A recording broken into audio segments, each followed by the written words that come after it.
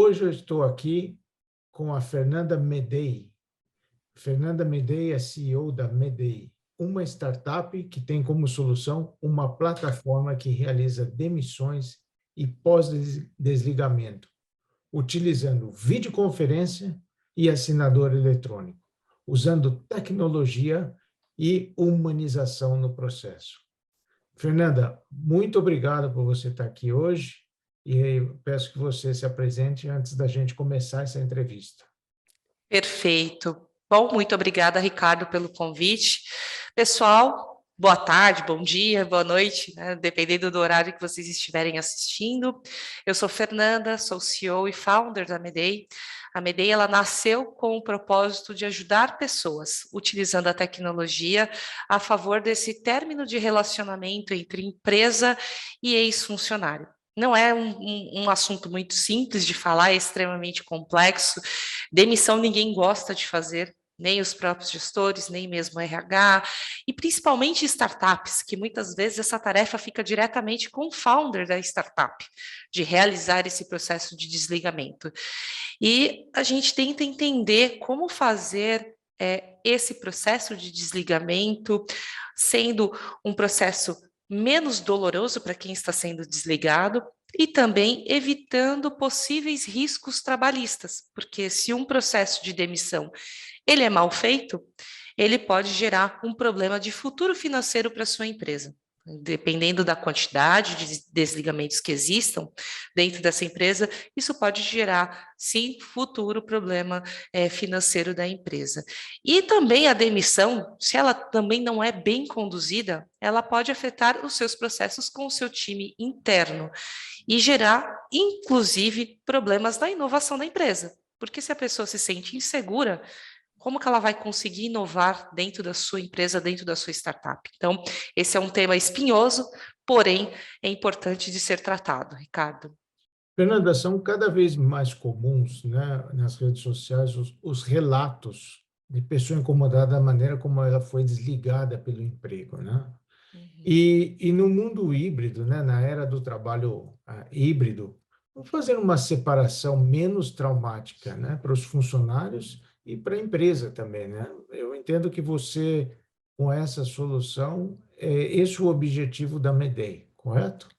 Sim, nós realizamos e acompanhamos os desligamentos de funcionários e também fazemos o pós-desligamento, que é a partir do momento que a pessoa foi comunicada da demissão pelo seu gestor ou pelo RH, e ela precisa ter informações claras e objetivas quanto ela vai receber, se ela vai conseguir dar entrada no seu seguro-desemprego, e principalmente ela quer falar sobre esse momento. E quando a pessoa vai para uma rede social, é porque ela não foi ouvida pela empresa. Ela vai expor porque ela quer se sentir acolhida. E ela tem usado as redes sociais falando que o processo de demissão foi ruim, que não teve empatia do gestor, que muitos casos, por exemplo, de retorno de licença de maternidade, onde a pessoa que está retornando, ela acaba sendo demitida. Então, a gente vê inúmeros relatos, e às vezes ela só quer ser ouvida. Então, quando a gente realiza o processo de demissão aqui dentro da Medei, para os nossos clientes, a gente acaba ouvindo, né? E o funcionário desliga a câmera, chora, conta como ele se sentiu, se ele tinha percebido que ele ia ser desligado, se ele não percebeu, né? Se ele está surpreso. Então, tudo isso, quando a gente fala de um modo híbrido, né, auxilia e muito, porque às vezes o gestor ele só comunica, mas ele não quer ter nenhum tipo de relacionamento com aquela pessoa. Eu estou desligando por uma questão de performance, eu estou desligando por uma questão de comportamento, eu só quero fazer o processo e ponto final, não quero me envolver nisso. E às vezes a pessoa só quer ser ouvida. Então, quando a gente faz o processo de desligamento, a gente ouve, dá uma palavra de incentivo que vai ficar tudo bem, né, para ela se preparar, para fazer o relacionamento via network e dá uma palavra. Às vezes a boa sorte, vai dar tudo certo, funciona para essa pessoa. E a gente tem notado que nesses casos em que a gente acompanha o desligamento desse funcionário, esse funcionário não vai para as redes sociais reclamar. Muito pelo contrário, quando ele volta para falar com a gente na segunda oportunidade, ele está mais calmo, né? Ele entendeu esse processo dele de saída. Então, é tão importante que a empresa, quando fizer o processo de desligamento, ela esteja com a audição, não é nem escuta ativa. O pessoal fala muito de escuta ativa, eu acho que é ouvir ativamente aquela pessoa, ouvir, dar uma palavra de boa sorte, porque isso ajuda e muito essa pessoa a voltar para o centro. E principalmente, a gente tem as pessoas que ficam na empresa, os colegas de trabalho. E isso afeta, por exemplo, na questão de inovação que a gente comentou agora há pouco. Se você faz um péssimo desligamento, isso vai influenciar naquelas pessoas que ficam da empresa. Como que aquela pessoa que está ali na área de inovação, ou que está trabalhando no time de operações, entre outros, ela vai trazer algo de diferente para a tua empresa, vai sugerir algo de diferente para a sua empresa, se sequer teve o cuidado com aquela pessoa que saiu. Ele vai pensar, daqui a pouco sou eu, e vão fazer a mesma coisa, ou pior comigo. Essa é a sensação de quem fica quando o processo é mal feito. Transformação digital não é sobre tecnologia, né? Tem uma parte que é tecnologia, que você precisa identificar que tecnologia você precisa, né? Ou tecnologias habilitadoras, mas é muito mais sobre pessoas. E eu sempre digo isso, que transformação digital é sobre pessoas. E uma das barreiras, né, segundo o Gartner, que mais impede o sucesso de uma transformação digital é justamente a cultura. E é o ponto que você acaba de tocar, né? Dizer que as pessoas saem porque elas não estão alinhadas com o propósito. Então, eu gostaria de aproveitar a sua informação sobre dados. Quais seriam as três principais razões? Eu entendo que a primeira você acabou de citar, que é propósito. Quais seriam as outras duas, para formar aí as três mais frequentes nos processos que você ouve, com os dados que você tem em mãos, das pessoas saírem das empresas e ter essa insatisfação com as mesmas? Perfeito. Propósito, gestão e time. Time tem uma peça extremamente fundamental, porque se eu não consigo me relacionar com os meus pares, porque também está desalinhado com os meus valores, eu não consigo fazer e executar as atividades às quais eu fui contratado. Então, vamos imaginar um time de desenvolvedores, um time de dev. Você tem lá todas as informações para você efetivamente fazer o código, codar, né? Até brinco muito da questão de codar, você tem lá o seu backlog de atividades, mas se você não consegue se relacionar, você não vai entregar, você não vai atender uma squad, porque aquilo, ok, tecnicamente eu vou lá e digito, né? Eu transcrevo um código, mas se eu não estou satisfeito, se eu não consigo me relacionar com os demais, como que eu vou evoluir dentro dessa jornada? Como que eu vou entregar, como que eu vou cumprir uma squad se eu não consigo me relacionar com o time, se o meu gestor, ele não é um gestor que me ofereça um apoio, que conheça de gestão de pessoas, e se eu vejo que as atitudes das pessoas que estão ali representando a empresa não estão aderentes, o propósito da empresa não é aderente, não vai funcionar. A gente sabe que tem algumas indústrias hoje que as pessoas, mesmo que o salário, a remuneração seja muito boa, mas não está aderente ao propósito de vida dela, né? Citar um exemplo bem hipotético.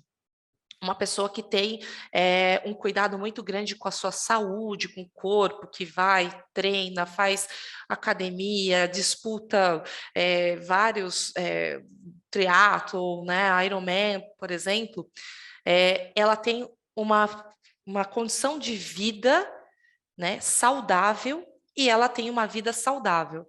Essa pessoa, ela não vai trabalhar na indústria da bebida e nem na indústria do tabaco, porque não está alinhado ao propósito. Então, se ela até participar do processo seletivo, se ela efetivamente passar, quando ela entrar na empresa, ela vai ver que aquilo não está condizente com a sua realidade de vida. Então, existem pessoas que já têm um nível de consciência maior. Hoje não é a remuneração, não é a chave de entrada para uma empresa. A chave de entrada é propósito, é pertencimento. Se ela não se sente pertencente, se ela não se sente fazendo parte daquele mundo, ela não vai ficar. Ela pode até ingressar, mas ela não passa dos 90 dias do prazo de experiência, porque ela vai olhar e falar: isso não bate com aquilo que eu penso, com o que eu vivo, com aquilo que eu falo, né? Então a gente percebe muito disso. O ponto que eu gostaria de voltar é no que você tocou dentro da empresa. Suponha que as pessoas, né, passem no processo seletivo, estão aí contratadas, ou mesmo, né, sai de um competidor para o outro. Hoje a gente vê muito essa mudança de empresa de uma para outra, uma puxando a outra pela falta de talentos. E aí, quando a pessoa entra, né, você citou três coisas muito importantes, que é propósito, gestão e sentir parte do time, né? E que faz com que as pessoas, né, esses três itens fazem com que as pessoas saem das empresas. Como, na sua visão, fazer com que as empresas criem ou identifiquem esses três pontos para evitar a perda de talentos? Que conselhos você daria para os gestores que estão nos assistindo dizer o seguinte: olha, essas são as três principais causas e eu vejo que vocês deveriam identificar por isso, por isso e por isso. Perfeito. Da parte de propósito, eu vejo que o recrutamento e seleção, ele precisa ser muito mais profundo.